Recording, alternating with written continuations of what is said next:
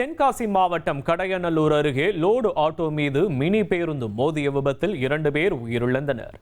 விந்தக்கோட்டை விளக்கு பகுதியில் நிகழ்ந்த இந்த சம்பவத்தில் லோடு ஆட்டோ ஓட்டுநரான சீவநல்லூர் வடக்கு தெருவைச் சேர்ந்த மாதவன், அவருடன் சென்ற மூட்டை தூக்கும் கூலி தொழிலாளியான அண்ணாமலை இருவரும் நிகழ்விடத்திலேயே பலியாகினர். காய்கறிகளை ஏற்றிக்கொண்டு லோடு ஆட்டோவில் சுரண்டை காய்கறி மார்க்கெட்டுக்கு சென்று கொண்டிருந்த போது இந்த துயரம் நிகழ்ந்துள்ளது.